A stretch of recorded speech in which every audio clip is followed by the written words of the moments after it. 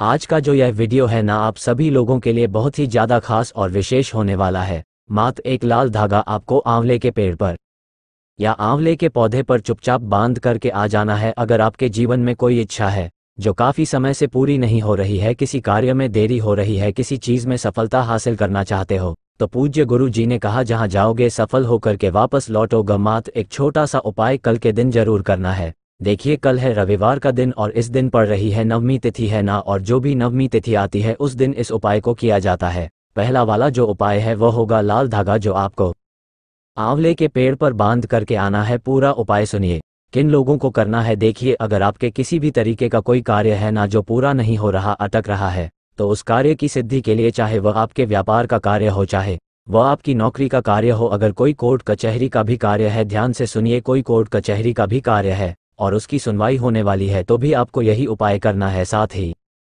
साथ अगर आप किसी इंटरव्यू के लिए जा रहे हो और उसमें आपको चाहिए कि सफल हो करके वापस लौटो, तो इस वाले उपाय को करके चले जाइएगा। देखिए, आपको क्या करना होगा। इसके लिए लेना होगा एक लाल धागा। लाल धागे में आपको जोत का लाल धागा होता है ना, मौली जिसे आप कलावा भी कहते हैं, मौली या कलावा, आपको ये ले लेना है। थोड़ा सा ज़्यादा नहीं लेना, थोड़ा सा आपको ले लेना है, ठीक है ना। इस तरीके से पतला वाला या मोटा वाला जो लेना चाहो वो ले लेना। दूसरे नंबर पर आपको चाहिए होगा एक लोटा शुद्ध जल तांबे के कलश में अपने घर का, ठीक है। दो चीज़ों के साथ में ही आपको तीसरी चीज़ जो सबसे महत्वपूर्ण चीज़ है वो है एक दीपक। इसे चाहे आप आटे का बनाओ चाहे मिट्टी का, लेकिन इसके अंदर आपको गोल बाती लगानी है पहले नंबर पर तो, और इसके अंदर भरना होगा आपको घी। कोशिश करना गौ माता का घी मिल जाए, ठीक है। और यह वाला जो उपाय है ना, नवमी से दशमी तिथि के दिन चलेगा, यानी कि आपको ये नवमी तिथि के दिन जो कि इस बार रविवार के दिन पड़ रही है,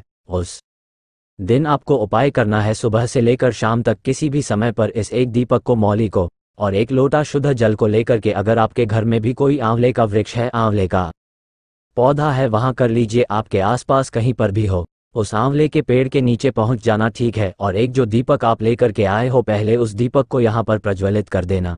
ओम नमः शिवाय, श्री शिवाय नमस्तुभ्यम पंचाक्षरी मंत्र या राक्षी मंत्र का स्मरण करते हुए कंटिन्यू है ना। वैसे के वैसे ही आपको एक लोटा शुद्ध जल जो लेकर के आए हो आंवले के पेड़ के नीचे समर्पित कर देना।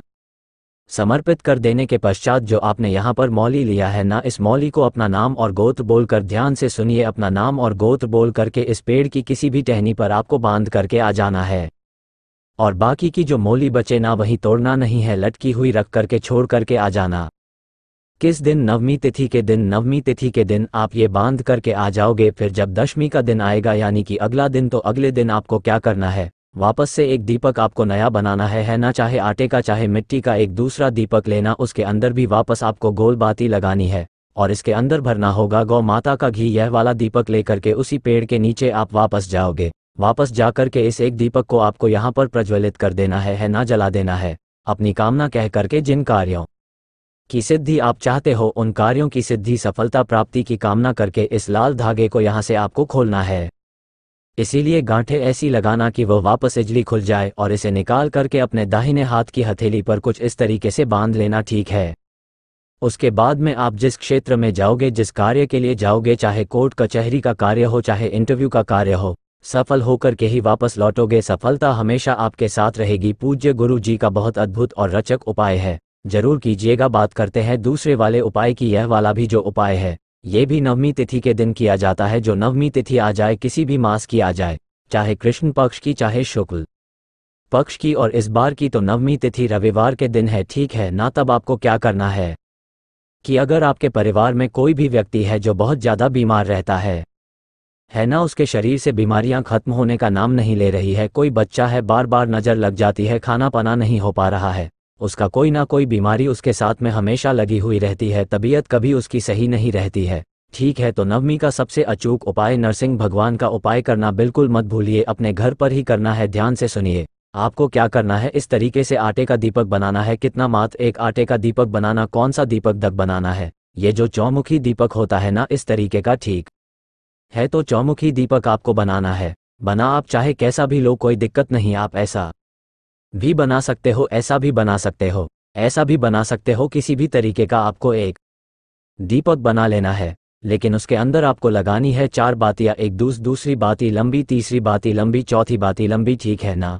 आप इसी तरीके से इसमें भी लगा सकते हो, कोई दिक्कत वाली बात नहीं है। इसमें भी आप 4 बाती का दीपक लगा सकते हो, इसमें भी आप 4 बाती का दीपक लगा सकते हो, किसी भी तरीके का बना लेना, चौमुखी दीपक आपको बना लेना है, ठीक है ना। और चारों बत्तियां लगाने के पश्चात इसके अंदर आपको 2 तरीके के तेल भरने हैं। कौन कौन सा? पहले नंबर पर आपको भरना होगा तिल का तेल। अब काफ़ी सारे लोग पूछते हैं भैया काले तिल का या सफ़ेद तिल का? अरे किसी भी तिल का भर दीजिए, ठीक है ना। तिल का तेल भरना है और आधा भरना है सरसों के तेल से, आधा तिल के तेल से, आधा सरसों के तेल से। जब ये पूरा का पूरा दीपक भर जाए तब आपको शाम के समय ध्यान रखना, समय भी कौन सा वाला, 6:30 बजे से लेकर के 7:30 बजे के बीच में। जो भी आपके घर में बीमार बच्चा है या व्यक्ति है, उस बीमार व्यक्ति के ऊपर से आपको इस दीपक को जलाकर, है ना, इस दीपक की चारों बत्तियां को जलाकर उसके ऊपर से आपको 21 बार उतारना है। लेकिन उतारने का भी क्रम सर से लेकर पैर तक उतारना है। किस तरीके से उतारो? सबसे पहले आप उसका नाम और गोत्र बोलेंगे, ठीक है, जिस तिथि को कर रहे हो, जैसे आषाढ़ मास की शुक्ल पक्ष की या कृष्ण पक्ष की नवमी तिथि वार, रविवार, इस तरीके से। और अपना एड्रेस पता बोलोगे। देखिए जब भी आप हवन सामग्री वगैरह करने के लिए बैठते हो ना, हवन वगैरह करने के लिए बैठते हैं, तब जब भी संकल्प लिया जाता है ना, इसी तरीके से लिया जाता है, आप सभी को पता है, ठीक है ना। तो जहां पर भी आप रहते हो, नाम गोत्र तिथि वार पता बोल करके आपको नरसिंह भगवान के नाम से इस चीज का ख्याल रखना। किसका? नरसिंह भगवान के नाम से इस दीपक को आपको 21 बार सर से लेकर पैर तक उस बीमार व्यक्ति के ऊपर से उतार लेना है। और उतार करके जो समय बताया था 6:30 से 7:30 बजे के बीच में, आपके घर की जो भी मुख्य द्वार है, चौखट है, उस चौखट से बाहर की ओर, बिल्कुल यहाँ मत लगा देना, बिल चौखट से थोड़ा सा दूर की तरफ आपको उस दीपक को यहाँ पर रख देना है। एक नवमी करके देखिएगा, नरसिंह भगवान के नाम से उस बच्चे के स्वास्थ्य में सुधार आने लगेगा, उस व्यक्ति का धीरे धीरे करके स्वास्थ्य सुधरने लगेगा। पूज्य गुरु जी के सभी उपाय बहुत ही ज़्यादा खास और अद्भुत है, जरूर कीजिएगा। बात करते हैं तीसरे वाले उपाय की, और यह जो तीसरा वाला उपाय है ना, यह आपके कुंडली के सारे दोषों को दूर करने वाला उपाय है, जो नवमी तिथि के दिन किया जाता है। कुंडली के सारे दोष, चाहे आपके शनि दोष हो, पितृ दोष हो, किसी भी तरीके का कोई दोष हो, राहु का दोष हो, केतु आपको परेशान कर रहे हैं, जीवन में उन्नति नहीं कर पा रहे हो, कोई ना कोई समस्या जीवन में लगी हुई है, थक चुके हो, हार चुके हो, सब कुछ करके देख लिया, लेकिन आपका यह समस्या खत्म नहीं हुई।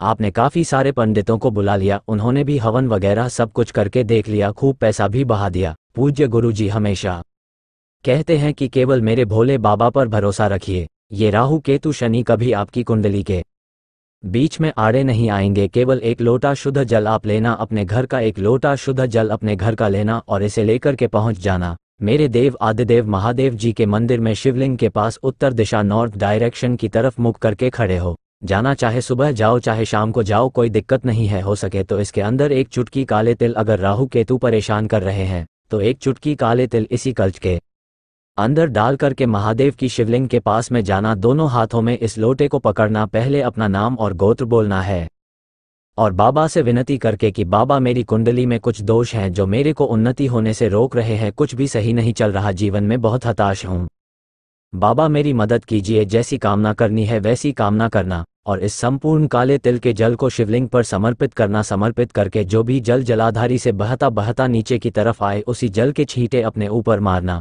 और अपने ऊपर इसके 3 जगह पर इस जल को लगाना। पहला अपने मस्तक पर, दूसरा अपने कंठ पर और तीसरा अपने ननों पर। शिवलिंग से निकला हुआ, ये जलाधारी से निकला हुआ काले तिल का जल इन 3 जगहों पर लगाना स्टार्ट कर दीजिए। कभी भी आपकी कुंडली में राहु केतु परेशान नहीं करेंगे, कभी शनि दोष नहीं लगेगा। पूज्य गुरु जी ने तो यहाँ तक कहा कि लोगों को शनि लगता है, शिव लगता है, और जो शिव की वंदना करता है उसे किसी तरीके का दोष नहीं लगता है। पूज्य गुरु जी के सभी उपाय बहुत ही ज़्यादा खास और अद्भुत है, जरूर कीजिएगा।